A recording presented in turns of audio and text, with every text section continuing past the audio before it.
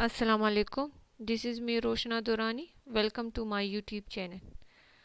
अच्छा, previous video में मैंने आप लोग के साथ डिस्कस किया था कि एमएस वर्ड में कैसे टेबल को मॉडिफाई किया जाता है।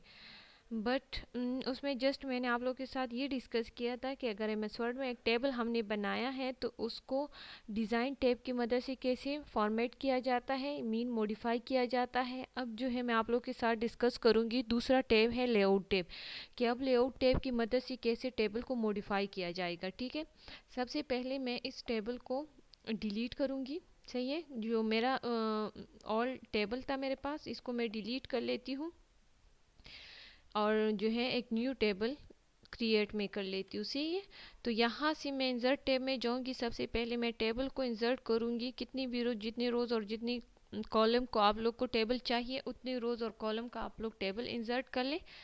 फिर अब ये आप लोग देखिए कि ये डिज़ाइन लेआउट का जो डिज़ाइन टैब है उसके सारे फीचर हैं जो आके ऑलरेडी मैं आप लोग के साथ डिस्कस कर चुकी हूँ।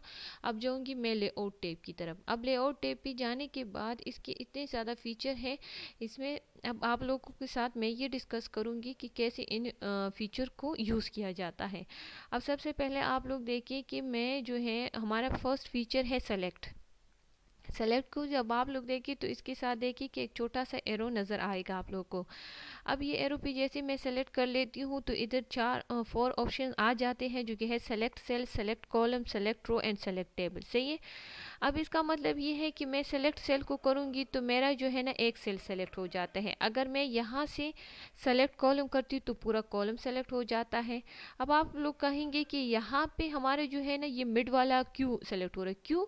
क्योंकि मेरा कर्सर यहाँ पे था। अगर मैं कर्सर यहाँ लेके आ जाती हूँ और मैं कहती हूँ कि सेलेक्ट रो तो मेरा फर्स्ट रो सेलेक्ट हो जाएगा। अगर मैं कहती हूँ कि नहीं सेलेक्ट कॉलम तो मेरा जो वो है कर्सर है, अब मैं यहाँ पे ले आई हूँ कर्सर और मैं क्लिक कर लेती हूँ सेलेक्ट कॉलम तो मेरा जो है ना लास्ट कॉलम सेलेक्ट हो जाएगा। ठीक है, इसके बाद ये ग्रिड लाइंस है। ग्रिड लाइन उसके लिए यूज़ होता है जिस तरह आप लोग के पास ग्राफ होते हैं और ग्राफ में जो है ना ग्रे कलर की वो लाइट लाइट लाइन होते हैं, वो ग्रिड लाइन कहलाते हैं। तो अगर आप लोग चाहते हैं कि इसमें ग्रिड लाइन आप लोग जो है ना ड्रॉ करें तो यहाँ से आप लोग इसको सेलेक्ट कर लेते हैं तो आप लोग की ग्रिड लाइन बन जाती है। अगर नहीं चाहते तो बस छोड़ दें। फिर आ जाते हैं दूसरा ऑप्शन प्रॉपर्टीज़। प्रॉपर्टीज़ में हमारे पास कोई काम नहीं है इसलिए इस ऑप्शन को हम स्किप कर लेते हैं। Now draw the table. अच्छा, ड्रॉ द टेबल वही है जैसे मैंने आप लोगों के साथ इंसर्ट टैब पे जाऊंगी, यहाँ पे टेबल में आप लोग देखिए कि ड्रॉ टेबल, तो ये वही है कि आप लोग जब टेबल को ड्रॉ करना चाहते हैं तो इसकी मदद से आप लोग जो है ना पेन टूल की मदद से टेबल को ड्रॉ कर सकते हैं। अब इसके बाद आ जाता है इरेजर टूल। इरेजर टूल मतलब इरेज मीन रिमूव करना, किसी चीज़ को हटा देना। तो अब क्या करते हैं कि जैसे ही मैं इरेजर टूल को सेलेक्ट कर लेती हूँ with the help of mouse left button के साथ, तो आप लोग जैसे ही देखिए मैंने जितने रोज और जितने कॉलम में सेलेक्ट कर लेती हूँ तो वो इरेज हो जाते हैं। अब आप लोग को नज़र आ गया। अब ये आप लोग को ये नज़र आएगा देखिए कि यहाँ पे मेरा वो चला गया, मतलब वो जिसको मैंने इरेज कर दिया वो चला गया, लेकिन ग्रेड लाइन आप लोग देखिए कि उसकी जगह वो लाइन मुझे दिख रहा है। मैंने ग्रेड लाइन को सिलेक्ट कर लिया तो वो ग्रेड लाइन मेरे पास आ गया। तो जब आप लोग टेबल में से किसी रो किसी कॉलम को डिलीट कर लेते, इरेज कर लेते हैं और फिर ग्रेड लाइन तो आप लोग को बताता है कि यहाँ से डिलीशन हुई है, इसलिए ये ग्रेड लाइन आप लोग का ड्रॉ हो जाता है। लेकिन मुझे ग्रेड लाइन की कोई ज़रूरत नहीं है इसलिए मैंने वापस इसको इनएक्टिव कर दिया। अब ये आप लोग को समझ आ गई कि कैसे इरेजर टूल से रोज़ और कॉलम को इरेज किया जाता है। मैं कंट्रोल जी कर लेती हूँ क्योंकि मुझे इरेज नहीं करना, जस्ट मैंने ये देखना था, आप लोग को ये बताना था कि कैसे इरेजर ये टूल की मदद से आप लोग जो है ना टेबल से किसी सेल रो और कॉलम को इरेज कर सकते हैं। उसके बाद आ जाता है डिलीट का ऑप्शन। डिलीट के ऑप्शन में आप लोग देखिए इधर है delete cell, delete column, delete row, delete table. अब आप लोगों पे डिपेंड करता है, अगर मैं इस रो सेल को सिलेक्ट करती हूँ और मैं चाहती हूँ कि इसको डिलीट करूँ तो डिलीट सेल पे जैसे मैं करती हूँ तो मेरे पास देखिए वो वाला सेल डिलीट हो गया है। तो ये मेरा सेल जो है ना आगे आ गया, तो लास्ट जो सेल वाला जगह जगह है तो वो मेरे पास खाली रह गई। अगर आप लोग चाहते हैं कि मैं कॉलम को डिलीट करूँ तो यहाँ से कॉलम को, तो देखिए एक कॉलम डिलीट हो गया।